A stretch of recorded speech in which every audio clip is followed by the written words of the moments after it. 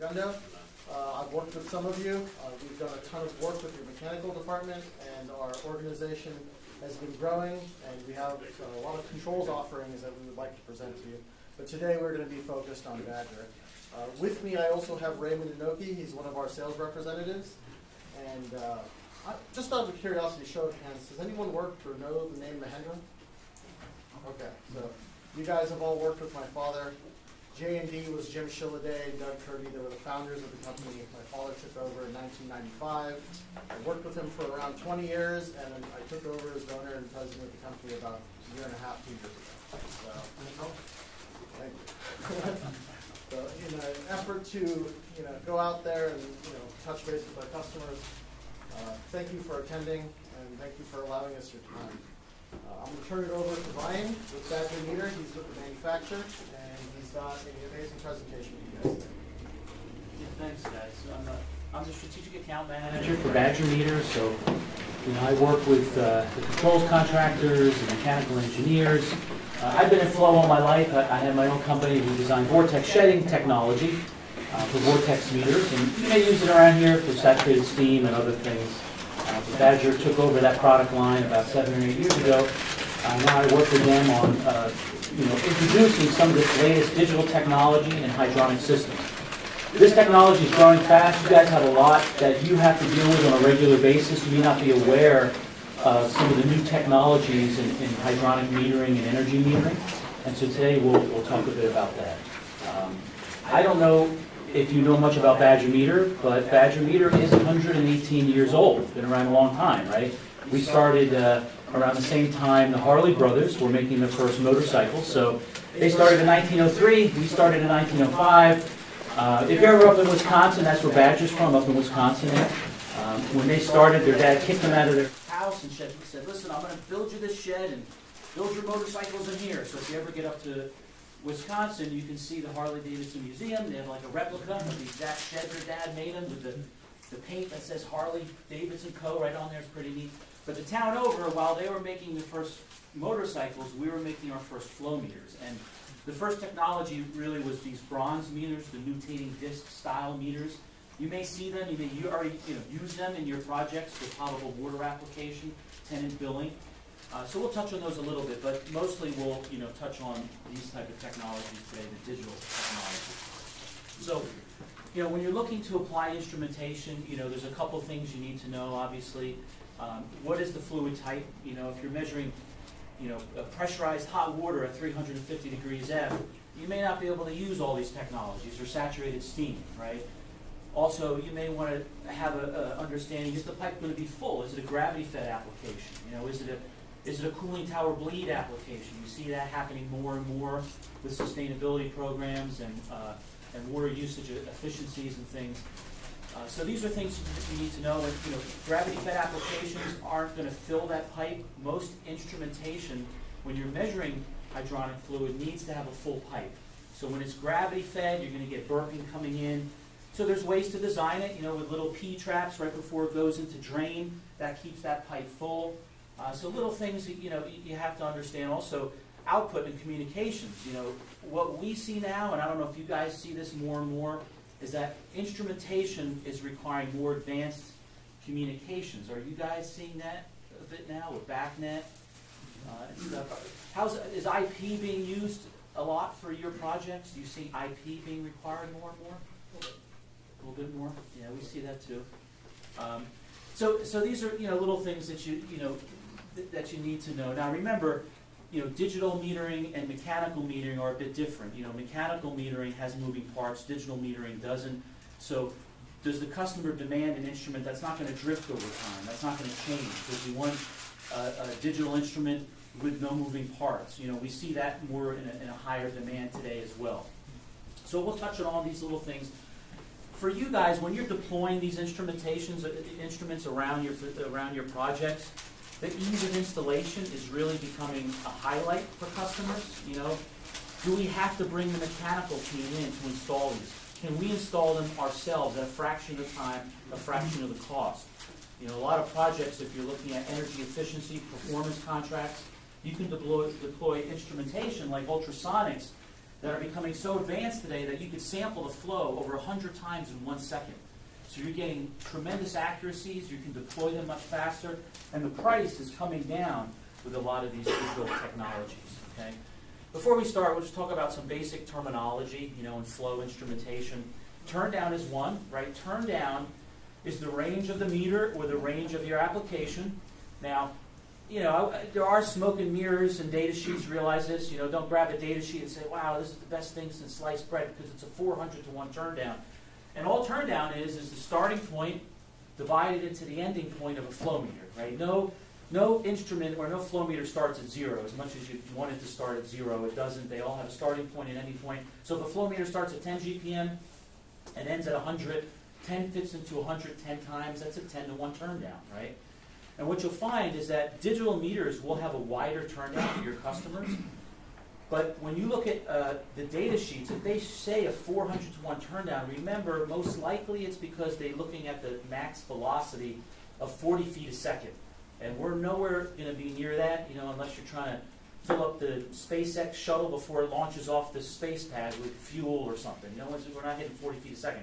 It's going to blow elbows off. So really where we need to be is probably half a foot to 6 feet a second, But the low end of measurement is always a challenge, and it's becoming more of a challenge now because everybody's looking for efficiency. They want, three-way valves. They want variable frequency drives. They want to reduce pumping. And so that corresponds to lower flow rates. So capturing these lower flow rates and being accurate and not drifting is what a lot of these digital meters will help you do, and they'll get that lower end of flow that you're looking to measure. Accuracy also is important, right? When you're collecting this data for customers, for billing, to look at efficiencies, to stage chillers, to validate that they're not over pumping around the facility. Accuracy is determined 2 different ways. Really, it's only 2 different ways. It's either of reading or full scale, and you want a meter that has accuracy of reading, because what that means is if it's 1% of reading, if it shows 100 GPM, it's only going to be off by 1%, 1 GPM. If it's showing 50 GPM coming off, it's only going to be off by half a GPM. That's much different than full scale. Full scale always represents the max flow of your application. So say it's 100 GPM and it's plus or minus 1% full scale. At max flow, it's only going to be off by 1 GPM. The problem with full scale is that 1 GPM travels all the way down that flow curve. So if you're outputting 50 GPM, it can still be off by 1 GPM. If you're down in only 10 GPM, it can still be off by 1 GPM or 10% off for your customer, and that's accuracy of full scale. So be aware that the digital technologies will have their entire flow curve based on accuracy of reading. So no matter where you are on that flow curve, it's going to represent whatever that accuracy statement is if it's 1%. But what you'll find is that mechanical technology, the low end, will change to full scale. So you could be way off for a customer if you're deploying, turbine style meters. I don't know, are you guys still are you using turbine style instruments? Or are you more doing digital? Sometimes, yeah. I mean, it is a cost thing. We see a lot of K through 12, a lot of smaller jobs that are looking for cost competitiveness. Still do, mechanical technologies, but just be aware of that on the accuracy side. So there's accuracy, full scale. Plus or minus, 1% towards the max flow of your application, but down where we really are in our world at half a foot a second or lower up to 4 or 5 feet a second, you could be way off if you're deploying mechanical technology. But if it's all digital, if it's digital meter, digital technology, ultrasonics, electromagnetics, no matter where you are on that flow curve from starting to the ending, it's going to be plus or minus whatever accuracy that meter states. Just be aware of that. All that information is going to the control room. It's helping your customers optimize their system. So we're just going to talk about a couple of different projects and applications. You guys probably know even better than I do, but we see a lot of this happening. Now, I don't know if you guys get involved in commissioning projects and starting them up and validating things, but we see now, again, digital technology really taking the reins for this. Balancers are using these commissioning agents where you can go out to the site with about 5 or 6 minutes, you can be on a giant 24-inch main condenser line and validating flows that are 0.5%. This right here, this is our latest portable ultrasonics. It's a Windows touchscreen display, has a Toshiba Toughbook type of feel with all rubber grommet around there. It's all battery powered, but you could take this to any site. You could look at a tiny little a half-inch copper line to a 45-inch main condenser line and get accurate data, accurate readings. You can validate the valves are seating right. You can validate pump curves. So we see this happening more and more on the commissioning side, is using that digital technology. Instead of, differential pressure pitot tubes, this is another form of that. So we see that happening more and more. Do you guys do that? You go out commissioning it sometimes and validate projects after you set them up? Okay. You have an ultrasonic that you like, or okay? I don't know what it is. That's all right, but you use ultrasonics. Yeah. That's good. That's good. So we see more and more applications nowadays to monitor hydronic systems, right? Whether it's chill water, whether it's hot water, whether it's energy. And I guess, are you guys seeing a push for energy monitoring more and more? I mean, I know you can get higher lead credits for it, and some building owners want that, but do you see energy metering at all required more for customers? You do? From time to time, yes. Yeah. Yeah, we see it too. We're also looking at a lot of the makeup and feed and all that as a way and a telltale sign of looking at leak detections in your hydronic loop. So having a good meter that's going to measure all your makeup water. Obviously, you're going to have instrumentation that's on your primary and secondary variable loop systems. We see that happening more and more. We see big universities and campuses putting instrumentation throughout their facility. When they have a central chiller plant or various chiller plants, and all this energy, all this cool water or hot water is going to these buildings, they're looking at the efficiencies of all these buildings. So we see that happening more and more. So you have access to all the instruments for all these type of projects with JD Sales. They're going to help you along with Badger Meter to look at your projects and implement some of the best. But we see a lot of this happening, around the country for this type of thing. For energy measurement, remember, liquid is non-compressible, right? So if you have a hydronic loop you chill your water down to 53 degrees and it's going into a building to cool that building down, all you need is one flow meter, right? Because liquid's non-compressible. So you can put that flow meter on the supply return side. Doesn't matter. If it goes into the building 1 foot, water's got to be coming out 1 foot. If not, there's a serious problem. You're going to have to check somewhere else, right? So you only need one flow meter, but you are going to need 2 temperature sensors, right? The temperature sensors are going to measure the temperature of the water coming in, the temperature of water going out after it used that cool water, if it's cooling down it down. And what you usually have is an energy computer. And this energy computer will take a flow rate, it'll take the temperature sensors and calculate BTUs. Now, BTUs are actually based on pounds. So there's 8.34 pounds in every gallon. The flow meter measures gallons. This is the differential in degrees F.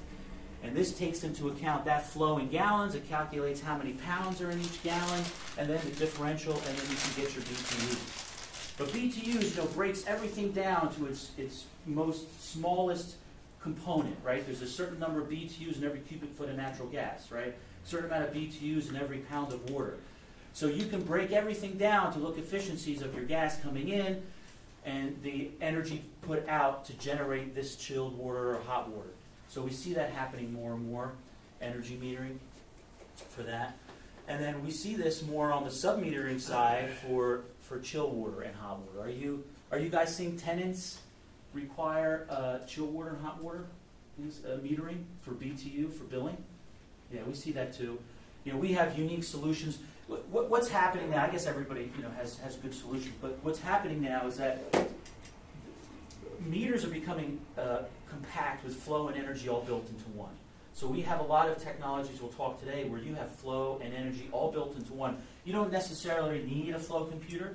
We can do that all through one, but we see that too. We do a lot of big projects with high rises and tenant billing with small footprint energy meters like this. And again, this is something that JD Sales can always help you with, but this is a nice version because this is a digital. This falls in the digital side with no moving parts, nothing to drift over time. This will, you can capture your true energy data out of this and bring that back to a BMS or a cloud system for your customers.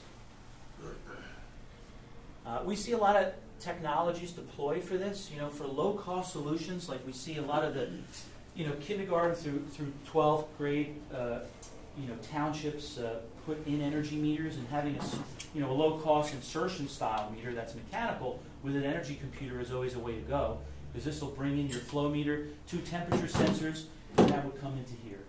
I always like to use 1,000 ohm RTDs because they have more resolution, on their temperature ranges, and you get better data out of them.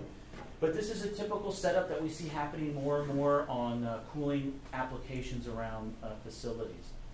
Now, chillers and big chillers, we see this happening more and more, is putting metering right on the chillers. It seems like the days, some engineers are still doing this, but it seems like the day to put pressure sensors across a pump is becoming an old school type of way of doing things. Because remember, you have a compressible fluid, right, that has cavitation and changes, and now you're trying to measure pressure drop across a pump in a non-compressible fluid. So if you're trying to stage chillers and bring them down to that optimal flow rate before you turn them off and bring new chillers on once they reach a certain peak load, it's going to be harder and harder to do that with a pressure sensor across a pump that has impulse lines that can clog and it could wear out over time. So we see metering on each individual chiller to look at the true output of each chiller to help you stage the chillers. We see metering on the secondary variable loop as well. And the whole big part of this is to reduce pumping. A healthcare facility, a big hospital around here, you may already know this, but a big part of their electricity load is from the mechanical room. Most of the time, 30% or more of that whole hospital's electricity load comes from the mechanical room, from these huge pumps that are pumping around, around the system. So what we find is that companies and building owners and universities are trying to find their low delta T syndrome or low delta T around their facilities. They're deploying energy meters at large, medium-sized, even small air handlers to validate, am I getting the delta T? Am I getting 10 degrees delta T, right? Do I need to add a 3-way valve to reduce that flow? We've just done some big projects around the country for big universities. We're doing University of South Carolina, Columbia. They are using strictly ultrasonic meters, we'll talk about later. But they're putting these meters around their facility where they think they have 1,800 GPM and an 18-inch line, a 9-inch line or 10-inch line going to a big coliseum for basketball. When they turn it on, the meters, they're like, wow, it's 2,400. And the delta T across this coliseum is only 3 degrees. A lot of wasted chilled water. So a big thing now is these controls contractors are going out and say, listen, let's just take a look and see what your true delta T coming off these buildings are, coming off these large air handlers, coming off this stadium or this huge common area. And what they're finding is the delta T is only 3 degrees, 1.5 degrees. All this extra chilled water is going back. It's not being utilized. So with that, you can then deploy the variable frequency drives, you can deploy 3-way valves, reduce that pumping, close it up a bit, divert that chilled water to other locations, and as you start doing that, the load on those chillers will start dropping and dropping and dropping. So we see that happening more and more. To add better control, you have the ability to also put it on the condenser water. Some big hospitals are deploying these around the country. The VA hospital, Mount Sinai, Sloan Kettering, they're utilizing instrumentation and metering on their condenser water along with their chilled water. And on their condenser water, they're actually measuring energy. They're measuring BTUs. And with that information, they're starting to reduce the fan speed in their cooling towers. Because they're seeing that, hey, all I need is an 8-degree delta. It goes out at, whatever it is, 87 degrees or up to the cooling tower, and I'm bringing it back down 10 degrees. But it's actually bringing it down a lot more. I can slow my fan speed down. I don't need to take that many BTUs out of the condenser water. So we see that happening more and more as well. And we see it on the makeup water side for these as well. Are you guys seeing metering on cooling towers? Is that an important part of kind of what you do, putting metering up there and chilled water? I've seen it before. Yeah. Okay. Yeah, we see that happening more and more on the chilled water side, on the condenser water side as well for customers. And it's all about energy, looking at the energy, looking at ways to understand their system, staging system better, reducing overall pumping. It all equates to electricity costs, right? And so we see that happening more and more with customers. We talked a little bit about this on the energy side. But we're finding we're taking smaller meters. So this is our mechanical style. It's going to be a little less than our digital. You know, we can't bring everything here. But if you have, again, needs, JD Sales can help. But we're finding like tenant space, customers are pushing back. They're not, you know, if you have a tenant that has the same square footage that's selling sneakers, and that tenant is a pizzeria, they're tired of being built based on square footage, because the tenant selling sneakers is going to say, hey, listen, this guy has ovens. He's heating the place up a lot more than me. Why are you billing me the same BTU based on square foot? Put a meter in and see how much that we actually need to bring it on the cool water side. So we see the need for individual tenant billing more and more.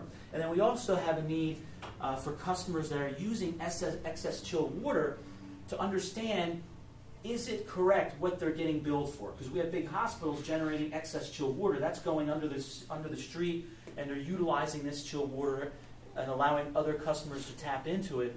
So having larger meters that are very precise on the energy side, we see that to validate billing for bigger buildings. Energy thermal storage tanks. So when you get in locations around the country, like Texas and all, in the hot summer, they're actually going to generate excess cooling at night. When the electricity load is lower, the cost per kilowatt is less, they're going to generate this excess chilled water. They're going to store it in thermal energy storage tanks. Within a 24-hour period of time, these tanks only drop the temperature by ½ degree. Then, during the hot summer day, they can pull from these and reduce their overall electricity load, because they're making it at night when the loads are less. So that's all a part of saving energy and money. And they're deploying meters on there to determine exactly how much they put in, what was the temperature of the water going in, how much is coming out, how much did they lose in energy on these thermal storage tanks. So we see that happening more and more. Glycol is also an important animal to understand as well, and a lot of times they're deploying it for better heat transfer, also for anti-freezing. But remember, once you get glycol up over in the 45%, 50% range, there's a possibility of foaming. You know, glycol can foam in the systems, and that's the last thing you do is want air in your system. The air acts like a shock absorber, right? So when you're trying to get your pumps to push out around your hydronic system, if you have if your glycol is too high, you could have effects of foaming, which gets your pumps inefficient on that air that's being built up inside of there. So we see that happening more and more. All the technology today, when you're doing metering, most of them, and I always have one that does, asks you what percentage glycol you have. You program that into your meter so you can be as accurate as possible of reading, on the data and energy coming out for your customers. So makeup water, we talked about this as well. Makeup water is always a telltale sign of leaks in your hydronic system.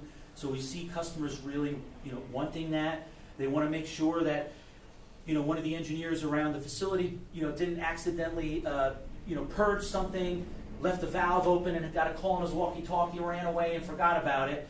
No one would know what's going on, right? Unless they had a makeup water meter and they can see, wait a second, this makeup water meter has been running for the past 10 hours or 6 hours. What's going on here?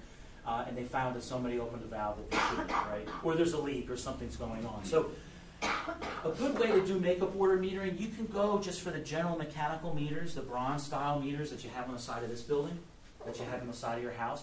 You can access those meters at JD Sales. These are all utility grade meters. But what we're finding is that because of this digital technology is becoming so advanced, the prices are coming down a bit. So you have ultrasonic meters like this that'll give customers outputs that they want for just general makeup water metering. Because a big sustainability push now is to collect all this data and even put AI over top of it and look at inefficiencies on buildings and how they could transform and save money. So without the data, most of the companies are kind of in the dark. So a lot of these low-cost meters will give you a pulse or a 4 to 20, and it's kind of hard to look at consumption with a 4 to 20, because remember, a 4 to 20 is like a speedometer in your car, right? It tells you how fast you're going at that moment. The 4 to 20 tells you what's your gallons per minute right now. But if you're trying to calculate how far you traveled in your car just by every 2 minutes looking at your speedometer, it's going to be pretty hard. So same thing with the 4 to 20. So what they do is a pulse output is like your odometer in your car, right? Every time you drive a mile, it'll flip over. A pulse will send out every time 10 gallons is passed, every time 100 gallons is passed. So that's one way to do it with a pulse. The problem with a pulse is that if they're trying to bring this all the way back to a BMS, chances are there's a gateway of some kind, and that gateway turns it over to BACnet, and there's problems with grounding here and there. You're missing a pulse, and I guarantee most of the time for any meter that has a pulse, whatever the total is in here never matches up to the totalization in the darn BMS. And you're getting a customer calling back and say, how come I'm always 10% off all these meters you installed with a pulse output? It's always great to have BACnet right in the device where you can pull straight from the totalizer and get that true data for the customer. So we're seeing these ultrasonic meters. This is our 500W. This is our 5000. It's our kind of Cadillac for big hydronic loops. But for makeup water metering, you can utilize something like this. Low cost, clamps right on top of the pipe. It's actually molded to whatever small pipe you want. You take the other side over, 2 wing nut screws, and you're done. But this can be mounted right on the wall, and now you can tap BACnet into this. They all have BACnet MSTP, Modbus RTU, 4 to 20 pulse, all included. So these are some new things that are happening just for traditional makeup water metering technology, right? Boiler feed and blowdown, so we see also a need for that for projects for boilers, to purge the basins of boilers. But whether you're doing this or whether you're doing a cooling tower basin, right, you got to be careful what instrument you're choosing. And there's a lot of water usage efficiency projects, WUE projects for data centers, for hospitals, for universities, and they want to know how much water is going down the drain. And when you're trying to measure this stuff, boiler feed water and cooling tower blowdown, that's full of pipe scale and silica and all types of stuff. And so you're going to want a meter that doesn't have moving parts, right? Or parts that move really fast. So ultrasonics are perfect for that. Electromagnetic technology, right? We'll talk about this as well, that are full bore, right? No parts in there. It looks like a piece of pipe, right? No energy drop across it are good solutions for that. When you're doing liquids that could be dense in solids. I'll jump in real quick because Ryan picked this meter up. This is my favorite meter at Badger. Primarily because there's no pipe diameters required. Yes, This- we'll get to that. Yeah, this is the That's first my problem solver. zero straight run mag that's on the market today. So it doesn't require any straight run for your customers. You can deploy them anywhere, right? So we'll touch on that too. Yeah, good point. So cooling towers, so we see this again happening more and more for metering. Obviously you want to measure that makeup, you want to measure your condenser water. If you don't have enough flow, getting back to the chillers, taking heat away from that refrigerant, you could destroy your chillers, right? You don't want that. So metering all this is going to be very important. We see the need now to meter this makeup water, and a lot of customers are using technology with no moving parts. A big thing that's happening though, and a lot in California too, is evaporation credits. So have you done any projects yet with customers with evaporation credits? Yeah, we have big universities now, University of North Dakota, University of North Carolina. They're expecting to get over $150,000 to $200,000 plus a year in evaporation credits from the utility. Because what happens is the utilities are billing them for their sewer as well, but they bill them for their sewer based on the makeup water coming in. Because they say, okay, you're bringing in this makeup water to your cooling tower, so if this water's coming in, the rest has got to be going down the drain, because you're bringing this in to bleed out your dissolved solids in here. Once you get to around 900 parts per million, you got to bleed out your cooling towers and everything else that's in there, seagull feathers and everything else that's floating and that stuff. But what they're realizing then is that, wait a second, no, everything that's coming in isn't going down the drain. A good chunk of that's going out in drift and evaporation. So the customers are pushing back, or they don't even know, and they need teams like you to talk to them about this. But a lot of the utilities will now have a document, it's like a 1 or 2 pager, that says, okay, you're right, if you want utility credits, put a meter here, put a meter here, give us the data every 30 days, and when we bill you, we'll deduct the amount of, we'll deduct whatever you're putting down the drain from whatever this is, and we'll take the difference. So they're saving a boatload of money from customers on that, and that's evaporation credits. that we see. And if you're doing that, remember, the makeup order's fine. You can do electromagnetic. If you want a digital, you can do ultrasonic. But remember, the bleed's going to be pretty nasty, so I would not do a mechanical technology on that. And the bleed, so we do a lot of projects for data centers around the country, and part of their water usage efficiency projects is measuring this. And again, this is a gravity-fed application. We talked a little bit about gravity-fed applications. You get that burping in there. You need a full pipe for metering. So as that pipe comes down, right before it goes to drain, create a P-trap, right? The pressure of the water will keep it flowing, but it'll keep that pipe full, so you can install a meter there, all right? It's always a good solution for customers, or a solenoid valve, but the P-trap works good. You don't need moving parts. And then condensate return. Remember, 1 pound of water is 1 pound of steam. So a way of measuring steam, we have a lot of hospitals that are using steam all over the place for humidification, for working in the laundry and cleaning laundry and all that. So we see that happening also for heat. So you can do it 2 ways. You can measure the condensate return coming back, but again, condensate return, that's a gravity-fed application, right? Goes through the steam traps, comes all the way down.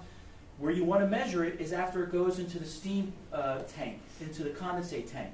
And once you reach a certain level, that tank pumps it back out to the boilers, and now it's pumped, you get that head pressure, that's where you want to do your metering, right?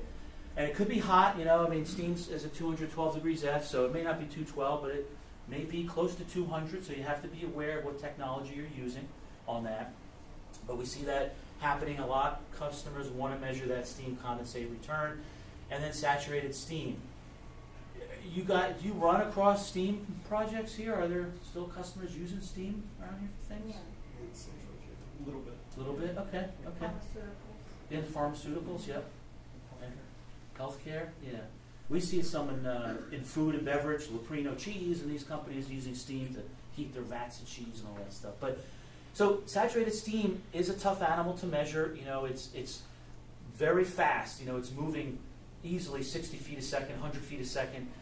So you need an instrument that's going to hold up. Steam starts at 212 degrees F, obviously boiling point. So when you pressurize it, it's going to be even hotter. You can easily get to 300 degrees F. So technologies work great that utilize our vortex meters, differential pressure technologies, unique differential pressure technologies. The vortex and the differential pressure is used for those. So we can help you with that as well, certain technologies. A lot of times all these boilers, you're going to want to measure the makeup as well on there. They may have treatments in there to stop scaling and things of that nature. And you want to measure that as well within the steam system. All right. Potable water, right? Potable water is going to be important to your customers. Whether they have high rises or tenants, they're going to want metering in there. Any meter you choose has to be lead-free. It has to be AWWA certified, NF61 compliant. Now the nice thing, Badger did $750 million in sales last year, and a big part of that is through these utilities. Utilities deploying Badger all around the country. But the neat thing about it is that you have access to these same utility meters through JD Sales. And these are the tried and true meters, the record-alls, the compound meters, the nutating disc. Now they are getting a little more advanced, and there are inline ultrasonic meters now that you can use if you want to go that route with no moving parts. But if you are doing a project, and you just need a bunch of tenant billing meters or a high rise, you can utilize the same exact meters that the utilities are using. Now, usually the utility grade meters are only 2%, but these are a lot better, more accurate than 2%. They're 1%, for the customer. It seems now that most customers want, 2 to 1%, just for billing type purposes. Now, we do have other technologies that are also for utility grade that are used for billing meters, and a lot of times they're used for the main lines coming in, right? These inline electromagnetics can measure very low flows, and the only way to capture low flows a lot of times on these bigger bronze meters is to have 2 technologies built in. So we call them compound, think of combination, right? And so you have a nutating disc and you have a turbine built into one. But you don't need that if you have a digital technology like this. This can measure almost this low. If you have a big line, and again, this is something that we could always help you with, a big 10-inch line, and you want to measure one toilet flushing, you may have to go with a compound meter, right? But regardless, you have choices, either a mechanical meter or a digital meter, which is the inline. Now, inline electromagnetics, most of the time you want the PTFE liner, the Teflon liner, and that makes it AWWA lead-free. So anytime you're deploying meters that people are going to use for cooking, showering, they could be drinking, for water fountains, you got to make sure they're lead-free, AWWA certified. Okay. Now, what's happening more and more is that utilities are finding ways to get data around large swaths of metering. Okay, and so what's happening more and more now is that a lot of these technologies have all these different outputs. Yes, they're deploying BACnet IP, TCP/IP, Modbus IP, but now the latest is cellular. So cellular allows you to put meters out around a campus, around a facility, and you don't have to wire them back to the BMS. You could have a small little cellular antenna. We call it the Orion endpoint. It has a 15-year battery life, and you can connect it to any one of these digital technologies. And with that information, now the HVAC industry and the building automation industry, sustainability industry, can collect this data through one dashboard through the cloud. This is something we do for the utilities, and we call it Beacon. We call it AquaQ, for the sustainability marketplace here. But it's very similar to what Beacon uses. Beacon connects 10,000, 50,000 meters at a clip, and that utility can view all their meters.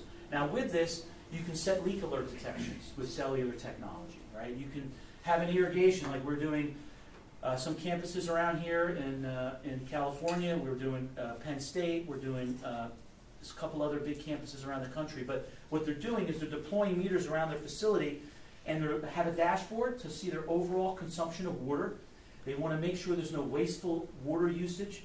They also want to make sure if somebody runs over an irrigation head or something, they can pick it up pretty fast because they do a time system, right? Irrigation's time.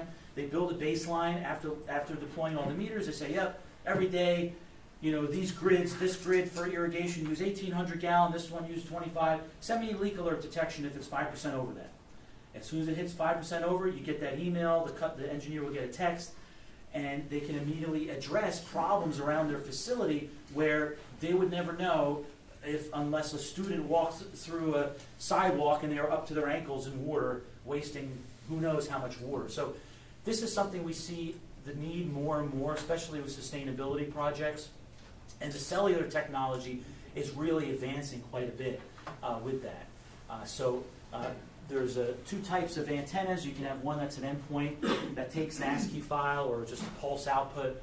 But that can go into a cloud-based system that we call AquaQ for your customers. Now, it's not a control system. You're still utilizing BACnet if you're trying to stage chillers, if you're trying to actuate valves and do things like that. But this is for your customer. Once he deploys these around his facility, he can get an overall snapshot of all his water usage around his facility to try to cut costs and reduce water consumption. He can get that snapshot. He can see if this week is less or this month is less. He can take different data sets and look at that. He can overlay temperature over the water usage and see if there's a correlation between warmer days and higher water usage. But he can also see an overall footprint of the daily water usage and take this data and create an API file and put it back into the BMS if he wants, right? Or take that API, print out a report, and say, hey, utility, I think you're wrong because you billed us 20% more than what I'm calculating in these meters in our system. So that's another reason that we're seeing this. Now, if you have a customer that is deploying meters, right, and he's trying to put metering in place so he can go back to the utility and say, no, something's wrong here, something's not working. You always want to make sure you match the technology. So if the utility is using a bronze meter, right, talk to JD Sales, give them that same bronze meter technology. Because what happens is if you use some other technology, the first thing they say is, well, is that technology as accurate? It's not the same technology. So it's always nice to match technologies to what the utility is using, so then they can really have concrete data going back to the billing agent and saying, you're billing us wrong. So this is great for intelligence. It's great for sustainability, scope 1, for customers to build an envelope of all their water usage. Now we're adding energy into this too, so they're going to have the ability to look at BTU and energy from one dashboard to really see the efficiencies around their facility if they like. So that's something we see more and more happening. Any questions just on the cellular technology or any other applications? All right, well, let's get into the technology, right? Different technologies that you guys use on a regular basis and what's happening, what's advancing in them, how to make things easier for you. So remember, there's a fork in the road. Every time you have to choose a meter for a customer, right? And it seems like you guys are you guys making that decision a lot of times for customers? Are you deploying on what you think works best sometimes? Or? It's either specified by a mechanical engineer or we pick it in-house with our controls department. Okay, makes sense. Yeah. So when you make that decision, there's a fork in the road you have to take, right? You have to decide, am I going to go with a mechanical technology or a digital technology, right? That's the first step you have to take. Now, the digital technologies, these guys are lower cost. They're always going to be lower cost, usually. Their customers are used to them. They are built, they have moving parts. I like this one specifically, but, we'll talk a little bit about it. Some of them don't have the local displays, right? But it is a moving part. Now, these don't have all the sophisticated outputs like BACnet, IP, like the digital meters do. That's a benefit with these digital meters. The prices are coming down, and these meters have IP built in. Some of them have data logging built in for them. And a lot of them have wider measurement ranges for your customers. And the price is all coming down in these technologies. And the cost to deploy them is going to be a fraction. You will save your customer money on the amount of time and energy it takes to install these. Anytime you're doing an insertion meter, you don't have to shut the system down. You have to hot tap, and you guys all you know what hot tapping is, right? I don't have to explain it. But hot tapping is becoming a thing of the past because of ultrasonic technology. You don't have to bring a mechanical on site. You don't have to get, permits, insurance permits. You don't have to bring the fire department in and make sure all your welding is set up right. All this takes a lot of time. You're not going to possibly get shavings in falling into your system, hoping strainers pick it up. That's becoming a thing of the past. You don't have to drain your system, though. And what's happening is they're deploying ultrasonic meters. These meters now, you never have to cut the pipe again. There's no welding required. There's no hot permits required. You can deploy these at a fraction of the time and the cost it takes to go through that whole process of hot tapping meters, right? And these meters have a lot more built in. Accuracies are twice as great. They're 0.5% of reading. They have all types of features in here. We'll touch on it, but you get the gist.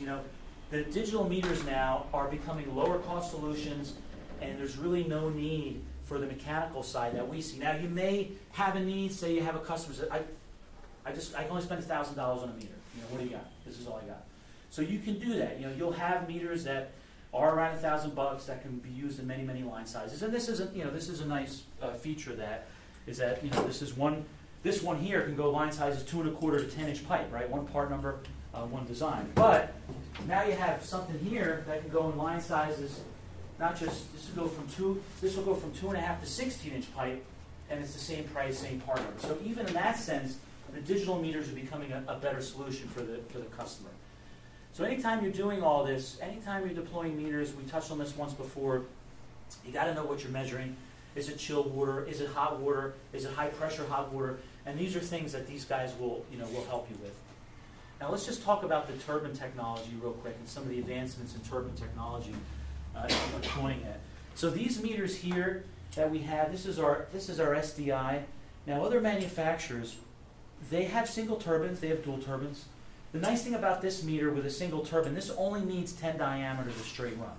All right, because that's the thing in flow, is that you have to have so much straight run to slow your flow down or to allow the flow to not move around. Because if you have what's called turbulent flow, not turbulence. Turbulent flow means it's a wall that's all moving at the same speed.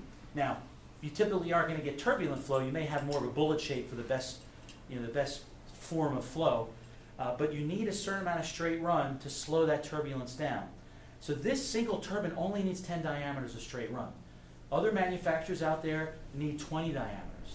And they force you into dual turbines, which raises the cost of the product. Now you have two parts that are moving. That if only one fails, you got to figure out how to fix it. So we keep it simple. One moving part only needs 10 and 5 pipe diameters, right? Another nice thing we do with our turbine technology is that we standardize on stainless. Every turbine comes standard with stainless. You don't have to upgrade to a stainless, all right?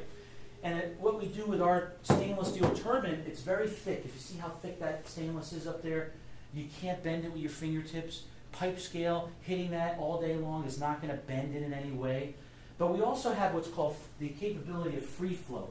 So if you look at the opening between the tip and the shaft, that's an opening that allows for constant free flow of pipe scale and debris to move through that meter and not get caught in there. Another benefit also is what we designed the meter to do is that this meter can be programmed in the field. All right. So if you did order a bunch of these and you thought some were 6, some were 8, but you realize that because of the insulation you were off on your sizing, you can quickly tap into this with your computer and change the line size. So it makes it real easy. You don't have to send it back to the factory and get it recalibrated, which keeps it up to date. And remember, there's many line sizes that can cover in one part number. Now these meters are bidirectional, can be different directions, forward and reverse, a totalizer for both, and they could also be battery powered for the customer on that. Another big benefit is that we can do local displays on our meter. You don't have to get a separate computer just to measure, just to have a display. And a display is always important. If you're trying to do startup and you're deploying these meters and you're trying to make sure that the data coming off the meter is what you see on the BMS, if you don't have a display, now you got to get your multimeter out, you got to check your 4 to 20. It's a lot of hassle. I always put a local display. On ours, you can do that, okay, for the meters. Always have a ball valve. Anytime you're doing an insertion meter of any type, always put a ball valve, because if you have to service it in any way, you don't want to drain your system down, right? So always do that. Always put a ball valve. I'd always do that for insertion type of technologies. So 10 and 5 is what we do for ours. You can have a local display. Another nice thing with this turbine is this turbine can be replaced in the field. So if you did damage this anyway, you could always replace it in the field. All right. So this is a good low-cost solution. We do see a lot of some universities that are very concerned on price use this, or K through 12 or things like that on there for the customer. For them. Any questions on the turbine technology? All right, let's talk about the good stuff, right? So this is digital. Now, digital technology come a long way. 30 years ago, they tried to deploy digital technology in hydronic loops, and they tried to do Doppler technology, which you see here. Now, Doppler works the same way as a bat trying to find its prey, the mosquitoes, right? It's got to have particulate in the line, and it bounces off that. Well, we're not supposed to have a lot of particulate in our line. Maybe a system that's 20 years old, but these new systems don't have it. And they put these on them, these sensors, the Doppler sensors, and they would see nothing. And they go back to the manufacturer and they say, well, the manufacturer would say, can you inject bubbles in your system? Yeah, that's the last thing anybody wants to do, right? So transit time took over. Now transit time took over around 20 plus years ago. Now transit time, this is a top-down view, they communicate to each other. They send and receive a signal to each other, all right? And how these signals are so fast, they send the signal over 100 times in 1 second to each other, right? Now this is a top-down view. These go right on the side of the pipe, and there's no welding or installation cutting the pipe required, right? Now that these can sample the flow 100 times a second, these are plus or minus 0.5%. So these are 0.5% of reading, all right? So they're very, very accurate meter, 0.5%, right, of reading. Now this is a top-down view. Now how these work is they're simply sending and receiving a signal to each other, very, very fast, right? But it's kind of like wading into a river, right? If you swim 5 miles an hour and you're swimming up against the current, it's going to take you a lot longer to do that than if you're swimming downstream with the current. Once the flow's turned on, one signal's moving with the flow, the other one's going against it. So at a no-flow condition, these things will get to each other exactly at the same time. There'll be a no-flow signal on this, right? You'll even be able to see the difference in time, and it'll be 0 nanoseconds. It actually measures in the nanoseconds, right? But once flow starts, one signal's traveling with the flow. The one going with the flow gets to this one sooner. The one going against now takes longer. faster the flow's moving, the wider the time difference, because now this is going faster and it gets there even sooner, and this has a higher current to push against, and it takes longer. So now your time differential changes. So you put this on a 10-inch chill water line at a no-flow conditions, it'll show you no time difference in nanoseconds. Once the flow turns on, it'll be like 400 plus nanoseconds at around 4, 5, 6 feet a second. So you'll see that instantaneously, and you'll see that the differences in the time speed will vary. It'll show you the dynamics of the system, because what's happening here, like an inline meter, this is looking at the entire cross-sectional area of the pipe, not once but twice. So you're seeing everything that's going on in here, all the different variations, and it's coming out with an average time difference. So this one right here is acting like an inline meter, and you're reducing the cost of the customer. You don't have to put on that.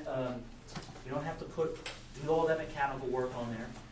Now remember too, when you guys are using insertion, are you guys using insertion meters for customers now? This type of hydronic metering?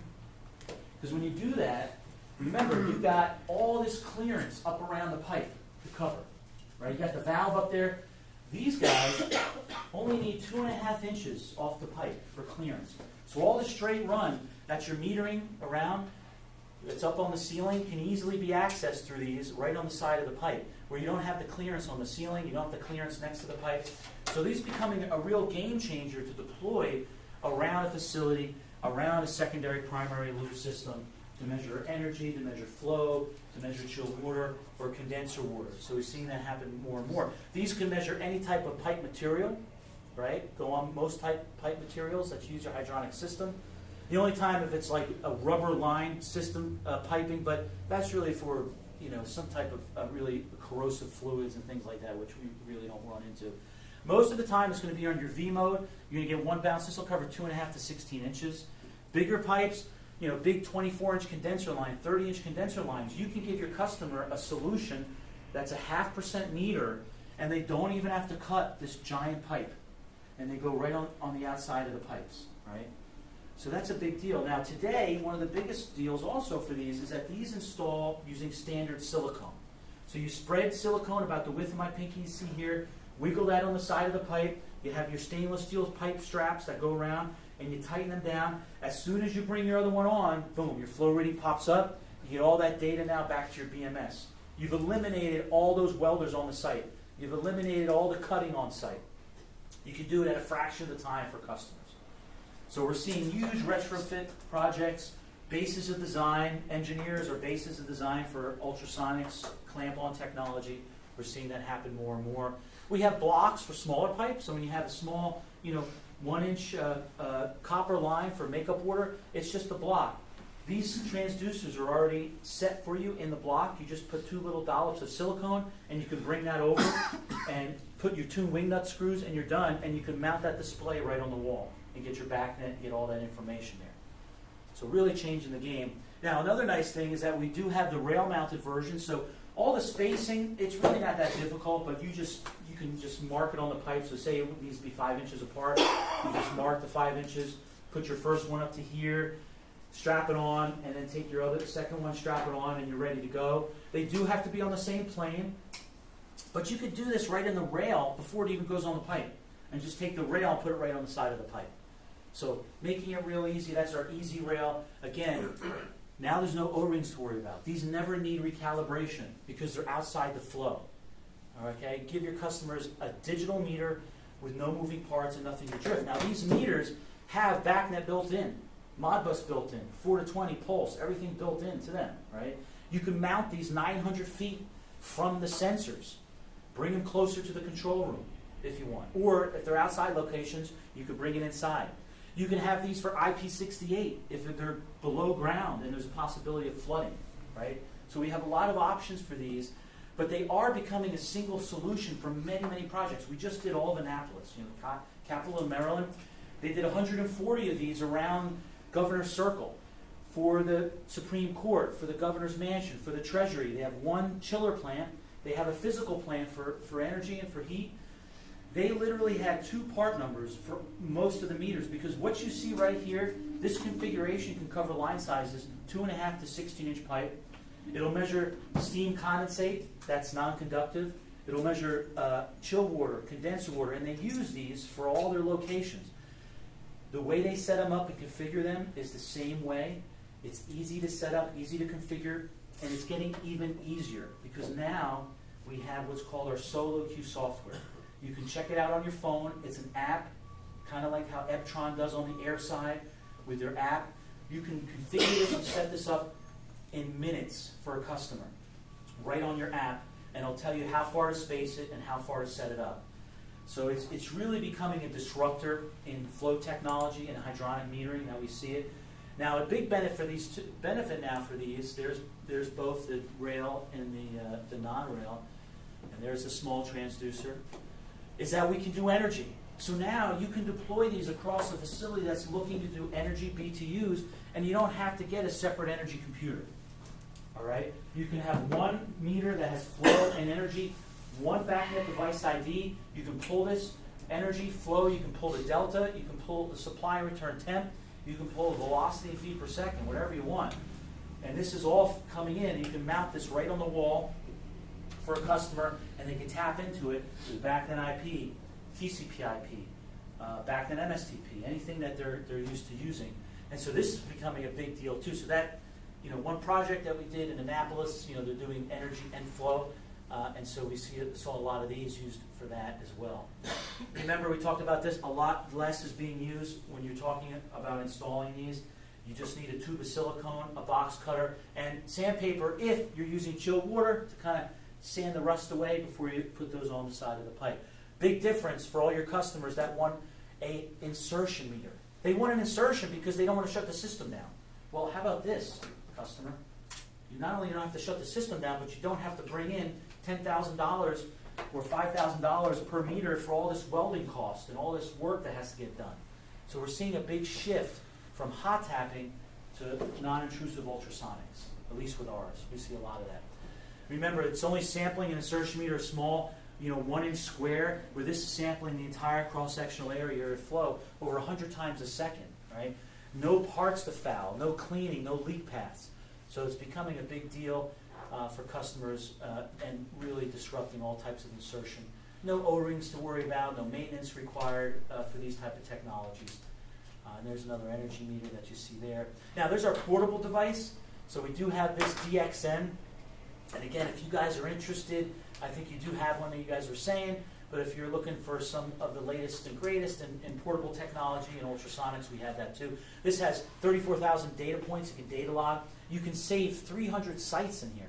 So if you have a job that you're going out to throughout the year and you want to validate this section of pipe or this chiller, you can go to it the first time, name the site, save it. Next time you're there, you scroll through your sites, hit the button, and it's calibrated, ready to go for you. So we keep it really easy for you. It has like the coax cables that just plug in and twist and set up. This has a battery. You can walk around for 2 days, or you can plug it in if you're trying to do audits. You can do an energy study with this. It has energy metering. It has all the different outputs that you'd ever want. So it's pretty neat. So is there any questions just on the ultrasonics on these guys? Have you used these yet for any of your jobs? No? How come? Just didn't know it exists yet, I guess, or I didn't know. Yeah. No, we're willing to help. Now, if you have a project, customer wants a technology to measure chilled water or whatever, condenser water, makeup water, whatever it is, let us know. These are used in wastewater. You have a question? Oh yeah. We had a customer who had really hard water in their building, Yeah. and we couldn't get a reading at all. We sandpapered it, and I guess the corrosion inside the pipes was so thick that we couldn't read the water. Would Yeah. this be able to read that? Yeah, so technology is getting better. So what we do is we like the fact that we have larger piezo crystals. When you have smaller piezo crystals, the frequency is higher. You want lower frequencies. It's kind of like when you roll up to somebody and they're banging out their latest, rap song, right? And you hear that bass.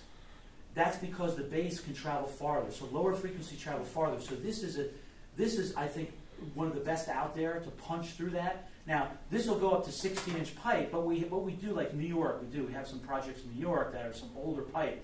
You can get larger pipe transducers that are a little bigger, and they run at even lower frequencies, 500 hertz, and they could punch through, scale that's pretty thick. So, whatever it is, we'll talk to you about that, look at the age of the pipe, and determine which one meets your needs, but we don't run into it very often that we can't get through, the piping, usually for customers.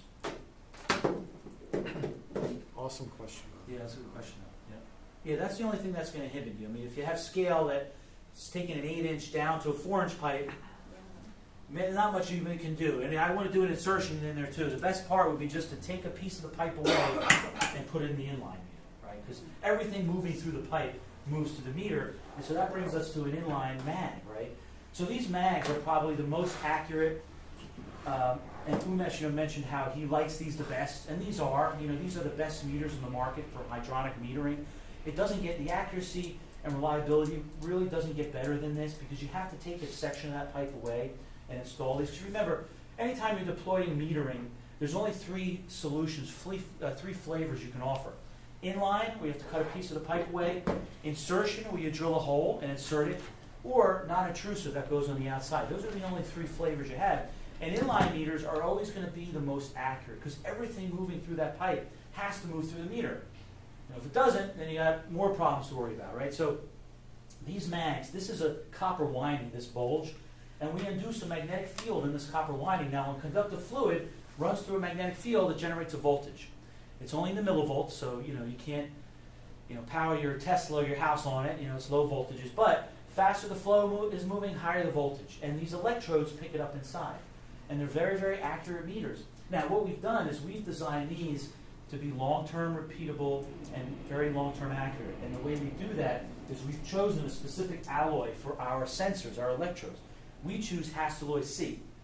You could take a block of Hastelloy C and drop it in hydrochloric acid and wait a year and take it out. It's going to look the same. So Hastelloy C is a nickel-based alloy. It'll never oxidize or corrode over time. And we standardize on that with ours. And that ensures your customer, when you use an inline meter from us, the mag, it's never going to change over time, and it won't need recalibration, and it'll never oxidize. Now, some other things we've done with these, which is nice, is that these are one of the first zero straight run mags.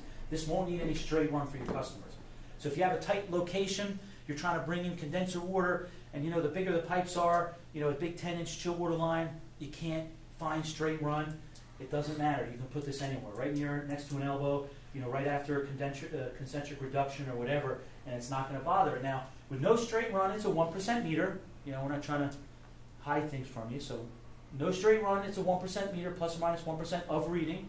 If you give it just 3 diameters of straight run in front and 2 after, it's a plus or minus 0.2% meter. So no matter where you deploy them, they're always going to be 1 to 0.2% of reading all day long. All right? So that'll help, hopefully, some of your projects. And another nice thing we do, and we're only ones that I see that have it now, is that you can get BACnet right on this device. You don't have to get a gateway of some kind or a BACnet middleware device. This will have BACnet built in. You can get BACnet IP, TCP IP right on the inline mag itself. So that's another benefit for customers. And there's another benefit that, can I do it one time? Just the price on this, just in general. So what do you guys think? A big 8-inch mag, right? Big 8-inch mag, chill water line, doesn't need any straight run. I'm kind of loading up for you. But what do you think it is? What do you think a big 8-inch mag costs? $3,500.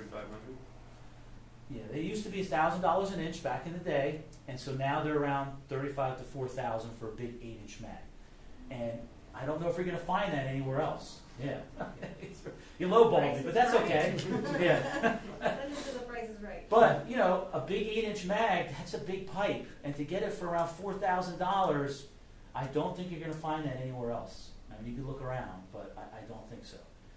And then especially one that doesn't have Hastelloy electrodes, zero straight run, and $250 on top of that. Now you got BACnet or BACnet IP, right? So you're going to really have some nice features on that. Now, when you pair this up with an energy meter, this is the best energy solution you could offer your customer. So data centers, we're doing some big projects. I can't really say who, but we are. And when they're looking at, there's big, it's called PUE, power usage efficiencies, that are happening for data centers and a lot of different facilities. When you pair this up to an FC5000 energy meter, it won't get better than this for energy for your customer, just so you know. And again, no pressure drop across it, it's a full bore, no moving parts, nothing to drift over time. And if, any projects you have, let us know. If you're getting schedules that are coming in from mechanical engineers, and Badger isn't in there, I mean, there's a lot of them you see Badger may be in there, but if you notice Badger's not in there, let the guys from JD Sales take a look at it, and what we'll do is we'll look at the technology, we'll match it, because every spec, every schedule is usually going to say or approved equal, and when they realize that they can have a mag that matches what's on there, they can have one that's 0 straight run, they can have one with backnet, because a lot of their specs are calling out this middleware device which adds cost. Yes? So I understand there's different size diameters. What about length? Yeah, so the length is pretty standard, for most of the ISO. We're making sure everything is going to be ISO compliant on the length. But if you do run across a situation where you're replacing an old meter and they don't want to cut a section of pipe, you can let them know and tell us what the face-to-face dimension is, and we'll build one specifically for that space. So we can do that too for you if you like. So if But you like replace a Chrome mag meter from 10 years ago with that, Yeah. you guys can make it work somehow. That's right. We can make it work. And most, if you can give us the face-to-face, we'll check it out and see. Yeah, we'll see what works for you. Yeah. And regarding, schedules, opportunities that come up, even if we're not specified and there's a competing brand in there, give us a shot. I'd love to just kind of see how we stack up as well. It's an opportunity and maybe it actually aligns or works out. So, but we are calling on engineers, so you guys are probably going to start seeing on, our meters in the spec more often in the near future.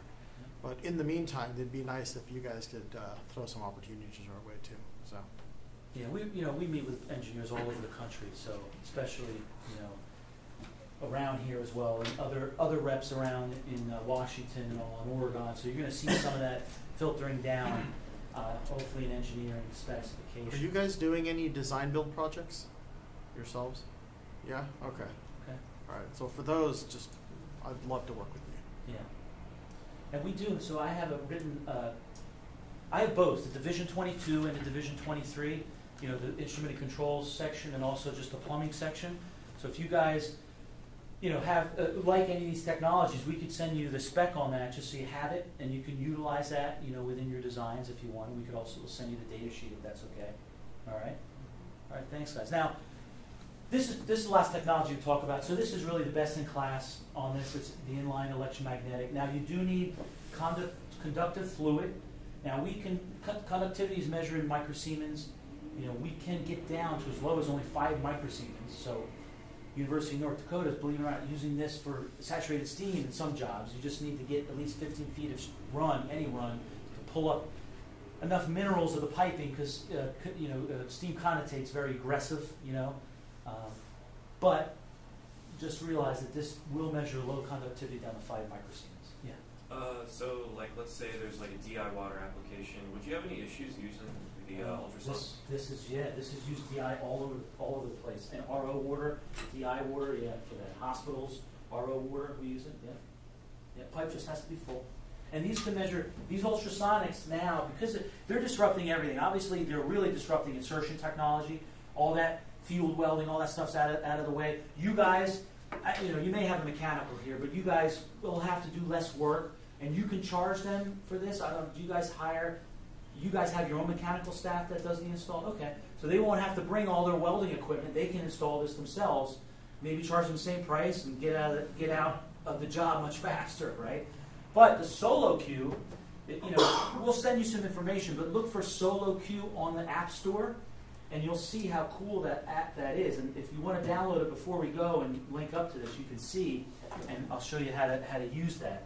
But that is making things even easier, and that's going to eventually be in some of these things, but that's becoming Any real software, documentation, resources, email Ray and myself. We'll get you guys what you need, And then as far as, not getting the welders out of there, because they have welders they want to keep on staff That's too. right. But what I think what the strategy here would be is that if you have any control over the design, you may be able to optimize your bid to the client and end up kind of, picking up some dollars that way and being more aggressive in terms of your bid strategy. I think another advantage of the ultrasonic is, we'd like to have our guys working and stuff, but on the same note, I think it's all about shedding risk Mm-hmm. in this industry, so. Sure, sure. You could 100%. avoid a guy, getting injured because he's welding overhead or having a leak or something. Yeah. Shit, it's all for it. Yeah. What's that app again? Solo app or just solo? Solo Q. Solo Q. Solo Q? SOLOCUE. SOLOCUE. Solo Q. One word? Yes.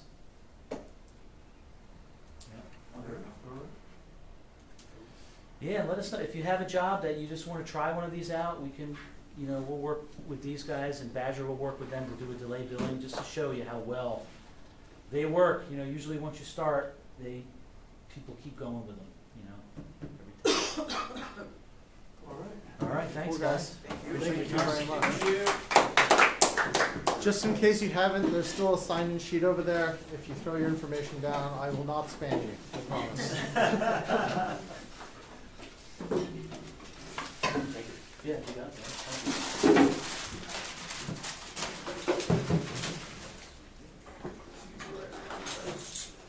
Thank you.